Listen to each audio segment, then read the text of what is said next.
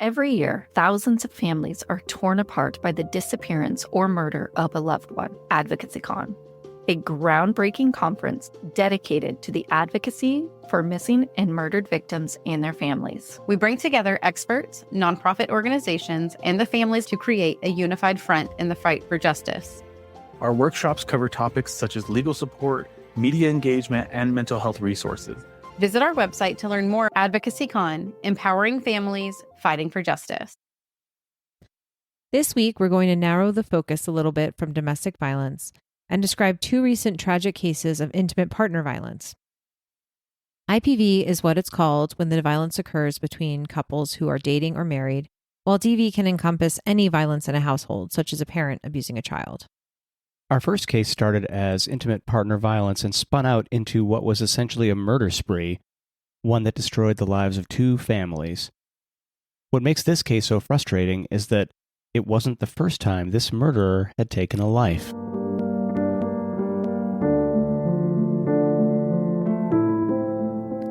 Hi, and welcome to Sins and Survivors, a Las Vegas true crime podcast where we focus on cases that deal with domestic violence as well as missing persons and unsolved cases.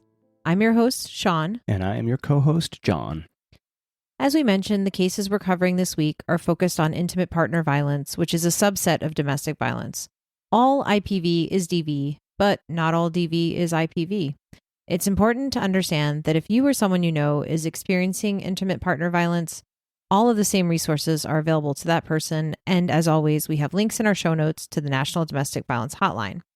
We want to remind you up front here that you can get in touch with them 24/7, 365 by calling 1-800-799-SAFE, that's 7233, visiting thehotline.org, or texting the word START to 88788.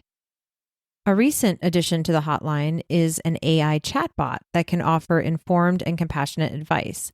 You can visit ruth.thehotline.org at any time. John, do you want to get us started on this week's first case? Sure. As we mentioned, we have 3 victims in our first case, but we'll start with Jessica Russo. In February of 2024, Jessica was 36 years old and was a mom to 2 daughters, ages 11 and 7. She was living with Mark Michael Ford, with whom she had a long-standing relationship going back to high school in the early 2000s. She was very close to her mom, Laura, and her niece, Gianna, and all of them lived here in Las Vegas, but they're originally from New York, specifically Staten Island. Jessica worked at a location of Dottie's, a local chain of gaming bars that are ubiquitous around the Las Vegas and Henderson area, with dozens of locations, much like PT's. Jessica worked at the location on Elkhorn and Hualapai, which is in the far northwest part of the Las Vegas Valley in Centennial Hills. She previously worked at a location of Lefty's Pizza in that same area, which has since closed. Her mom said that she was spicy and beautiful and that she was a wonderful and generous person who would do anything for anyone. She was a devoted mom, and Laura considered her to be her best friend. Several people wrote on her GoFundMe page about how much they enjoyed chatting with Jessica at Dottie's. They remarked how friendly and sweet she was, and some of the comments referred to her as a hot ticket and a little pistol, which indicates to me that she was a sassy, no-nonsense person. On Tuesday, February 20th, 2024, Jessica didn't pick up her daughters at school, and no one had heard from her. All of that was very out of the ordinary, so her mother, her niece Gianna, and her mom's boyfriend headed over to her South Las Vegas home on Andorra Street to check on her. When they got there, knocked, rang the bell, and no one answered, Laura had her boyfriend kick in the door. They went in frantically searching for her, and Laura found her on the floor of her bedroom. She had been shot and was unresponsive. Gianna later wrote on her aunt's GoFundMe page that the whole thing felt like a nightmare, and that with the guidance of the 911 operator, Laura tried in vain to resuscitate Jessica, her only daughter, in this horrifying scene. At first, the police had few leads, and there were a lot of news stories where Laura was on television pleading with the community for anyone who knew what happened to come forward. 5 days later, on Sunday, February 25th, 44-year-old John DeRochak was working the late shift at the same Dottie's where Jessica worked, up on Elkhorn and Hualapai. As he left work around midnight, he headed to his car, which was parked right in front. Before he got to his car, he was confronted by an assailant and was shot 6 times. First responders got there quickly and he was transported to a local hospital. His family was called, including his wife, his niece, and his nephew, who arrived at the hospital around 1 a.m. in a panic. After several hours, a trauma doctor came out and had to inform them of the heartbreaking news that John didn't make it. I want to say a little bit about what we learned about John DeRochak in our research. John was born November 4th, 1979 in Palos Heights, Illinois, and moved to the Las Vegas area when he was 4. His family moved to Pahrump, where he went to Pahrump Valley High and was a standout football player. He met his wife Roxana while working at Verrazano Pizza and was later a part owner in Lefty's Pizza, where he met Jessica and became friends with her. After that, he worked at Dottie's for nearly 16 years, where he easily made friends because of his outgoing and likable personality. He loved luxury cars and animals. He was intelligent, was passionate about politics, and loved the Chicago Bears. He was a beloved brother, uncle, husband, and father. His family told reporters about how he had an unmatched work ethic, often holding down 2 jobs to support his wife Roxana, who had recently come through a battle with cancer, as well as their 16-month-old daughter. He was very, very close with his nephew Cameron and his niece Nicole. Cameron told a story about how he would visit his uncle at Lefty's Pizza when he was working there, and you really get a sense of what a loving man John was. His niece Nicole was very close to John in age, and she mentioned that she thought of him as a big brother more than an uncle, someone she idolized and looked up to. I also wanted to mention that Nicole agreed to be the surrogate for John and Roxana and gave birth to their daughter in 2022, which is an amazing gift to give to her favorite uncle and his wife. She has so much to say about him, but here are a few things that stuck out to us. He was the cool guy in the family. At 44 years old, still cool. He was a very caring person who was always looking out for others. If you knew him, you loved him, and he was so excited to be a new dad. So, did you catch that Jessica and John worked at the same places and they were murdered 5 days apart, both having been shot? Well, Las Vegas Metro Police did and quickly identified a suspect in both killings. You may have guessed already, but that suspect was Mark Michael Ford, Jessica's live-in boyfriend. Ford became a suspect very quickly after the second murder for a very good reason. This was not the first murder he had been involved in.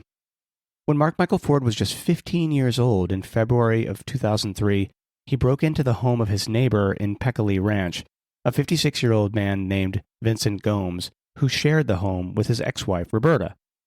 Vincent had called 911 and told the dispatcher that someone had broken into his house, and then he called 911 again a few minutes later, telling them that the person had stabbed him just before he lost consciousness. He had been stabbed in the neck with a pry bar that was about 12 inches long, and unfortunately he died on the scene. When she saw the booking photos, Roberta immediately recognized Ford and told investigators they had known him since he was 10 years old. Ford was put on trial for murder, all the while claiming he never meant to hurt Gomes, but within a year, a jury found him guilty of second-degree murder. A judge sentenced Ford to 2 life terms with the possibility of parole, one for the second-degree murder and a second for the deadly weapon enhancement. Gomes' wife spoke at his sentencing and said, "You aren't going to get away with it.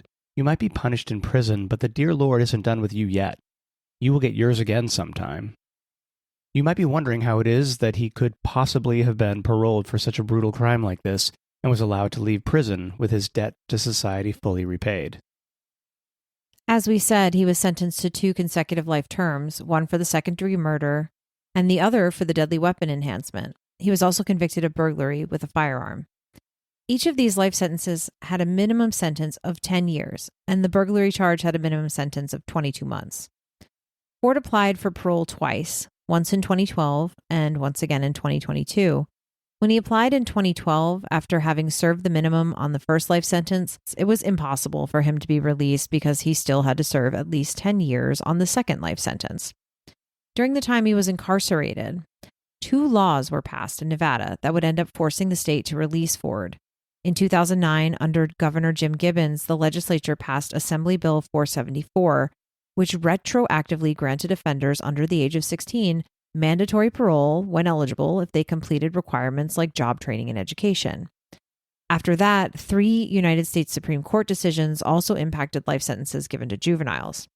In 2010, in Graham versus Florida, the court ruled that sentencing juveniles to life without parole for non-homicide offenses violates the Eighth Amendment's prohibition on cruel and unusual punishment. The second, in 2012, Miller versus Alabama, applies directly. In that decision, the court held that sentences of mandatory life without parole for juveniles, even in homicide cases, are unconstitutional. The ruling didn't ban life without parole for juveniles outright, but required state courts to consider the circumstances of each juvenile offender on a case-by-case basis before imposing a sentence like that. Then, in 2016, Montgomery versus Louisiana made the Miller versus Alabama decision retroactive. Back in Nevada, in 2015, under Governor Brian Sandoval, the Nevada legislature passed Assembly Bill 267, which granted offenders under 18 mandatory parole after serving 20 years for crimes resulting in death. That bill, in particular, really built on the Supreme Court decisions and squarely affected Ford, who was sentenced to life with parole as a juvenile and was eligible for parole after a total of 20 years. So, when he applied for parole in 2022, it was very much a formality. The parole board legally had no choice but to grant him parole. They evaluated him as being low risk due to things like having completed his GED in prison, his age when he was incarcerated, and his lack of disciplinary problems recently in prison. They cited a positive institutional record and how he participated in programs specific to addressing behavior that led to his incarceration, such as anger management classes. Ford told the parole board in his videotaped parole hearing that he had had 20 years to reflect on his actions that day, and he said, "I'm definitely asking for forgiveness and a second chance in life." So there it was. He was paroled 20 years to the day that he had murdered Vincent Gomes. He was released in February of 2023 at the age of 35. 1 year after that, he was the primary suspect in not one but two murders. From what Nicole, John Droshak's niece, told reporters, although John and Jessica were just good friends at work, obviously Ford had some sort of jealousy about that, which drove him to murder them both, leaving two families mourning and broken. On the day Ford murdered John, police announced he was a suspect, and incredibly, that same day, Sunday, Ford shot another man in the head, a man who was described as a friend of Ford's, outside of his home. That man survived, and his name hasn't been released publicly. Later in the day, they found Ford in a car outside of a home in the South Valley, not far from where he lived, with Jessica near Las Vegas Boulevard and St. Rose. He died by suicide, having shot himself in the chest. They found a gun under his sweater. Jessica's family has a GoFundMe to pay for her final expenses. They earned enough there to pay for her transport back to Staten Island, where she was laid to rest. Her 11-year-old daughter said in an interview with Channel 13 News, "We have to go to New York now to bury my mom. We have to say goodbye to her, unfortunately. That was my mom. That was my best friend. That was my whole life."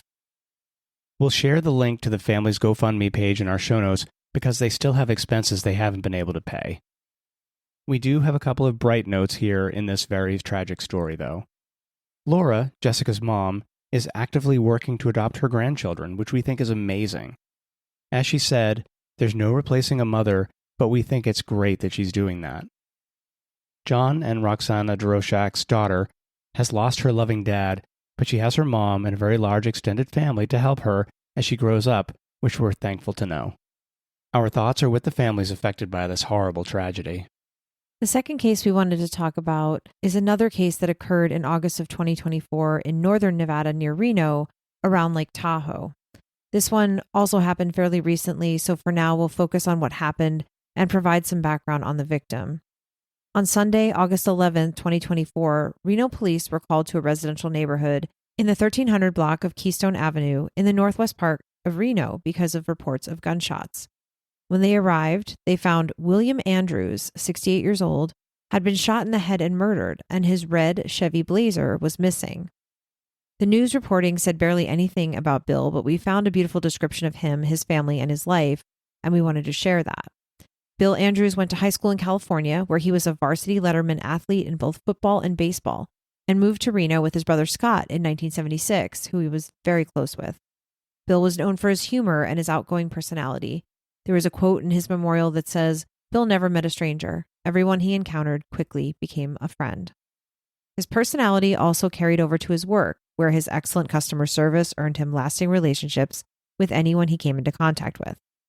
He loved classic rock bands like Lynyrd Skynyrd, Tesla, Creedence Clearwater Revival, and U2, and was an avid concert goer. He also loved Harley Davidsons and was an all-weather barbecuer. He loved the outdoors and especially loved caring for his beloved pets, especially his dogs. He left behind a large extended family, including his partner Cheryl, her daughter, his own daughter, a grandchild, his beloved best friend and brother Scott, his brother Cameron, and his husband, and many more. He is loved by so many, and he will be missed. 2 days before the murder, on the 9th, 48-year-old Patricia Portela Wright was reported missing after she didn't show up at work at the Eatington Gallery in Tahoe City. She also had a second job at Karma Tahoe in Incline Village as well. Incline Village and Tahoe City are both towns right around Lake Tahoe. Patricia loved her job and was passionate about the gallery, especially because she was a talented artist and photographer. So her not showing up for work raised serious red flags with her friend and boss. According to police, the last known contact with her was a few days earlier than that, August 3rd or 4th. Police knew that she lived with her boyfriend, 55-year-old Brent Clifford, in Kings Beach, so they started looking for him. When Bill Andrews was murdered on the 11th, they found out that he was also a friend of Brent Clifford, so they intensified the search for him, asking for the public's assistance finding both Clifford and that missing Chevy Blazer. Within a few days, Clifford was a person of interest in the homicide, and they assumed that he had taken the Blazer as well. It was seen on security camera footage near the Circus Casino in downtown Reno, and it was also spotted heading west on I-70 north of Reno, headed toward Portola. Police located Clifford in Portola on August 14th, and they located the Blazer nearby. They initially charged him with identity theft because he had been using a credit card of Trish's. According to court documents, Clifford was accused of fraud and identity theft since he had stolen Patricia's personal information and used her cards, obviously without her consent. Police stated that the total value of what had been stolen exceeded $950, making it a felony. The next day, August 15th, the Placer County Sheriff's Office received information that led them to search north of Reno on the Mount Rose Highway. Using a drone, they located and recovered Trish's body from a deep embankment off the highway. Her death was ruled a homicide due to multiple sharp force injuries. Clifford has now been charged with murder and identity theft, but this case is ongoing. We'll bring you updates on this case as they happen. In the aftermath of Trish's murder in September of 2024, Incline Village held a tribute event in her honor titled Stop the Violence. The event, organized by Sabrina Gentner, was intended to commemorate Trish's life. It featured guest speakers and benefited Sierra Community House, a local organization that helps victims of domestic violence. The executive director of Sierra Community House, Teresa Cremens, said, "Domestic violence has a ripple effect through our community. It's about exerting power and control over another person, and it can look a lot of different ways. Domestic violence thrives in silence, secrecy, and isolation." A memorial service for Trish was held in Texas on September 21st in her hometown.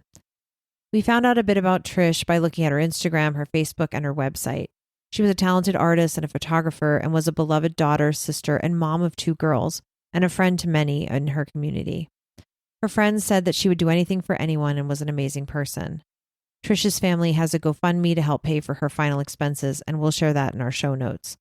Although her website is no longer online, we looked through previous versions, and there's a great quote from her we'd like to share. Trish writes, "I'm just a girl with a camera. I'm inspired by the world around me. The places I explore and the faces I meet make my life worth living. I love a good story. I love a good song. I dance like crazy, sing, hike, swim, run, laugh, scream, and lose myself along the way. Life is about immersion, living it, loving it, and most of all, trusting it. I like to take chances and risks. Life is unpredictable at best. It's in life's trials that I have grown. I'm a good mother, a supportive wife, a loving daughter and granddaughter, and a fabulous friend. I've found over the years that it's not how much you have that makes you happy, but the people you have around you who make the days golden and the years memorable." We think it's great that her life was celebrated and echo the sentiment that there's no place for this violence. And we very much hope that justice can be served on the murderer who took Trish away from her family too soon. For decades, activists and advocates have been stressing that domestic violence is not just a private family matter. We can't treat it as a secret because, as Teresa Clements said, intimate partner violence and domestic violence thrive in secrecy. The violence shouldn't need to spill out into the community for us to take notice and take action.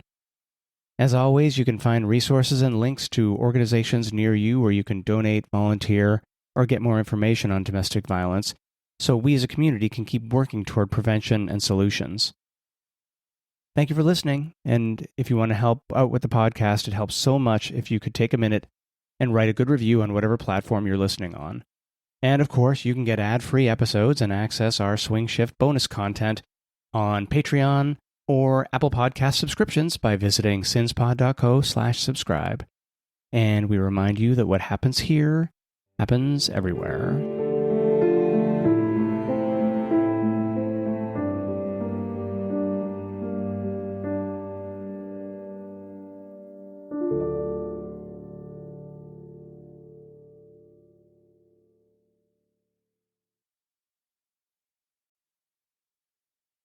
Thanks for listening. Visit sinspod.co/subscribe for exclusive bonus content and to listen ad-free. Remember to like and follow us on Instagram, Facebook, TikTok, and Threads at Sins and Survivors. If you're enjoying the podcast, please leave us a review on your podcast platform of choice.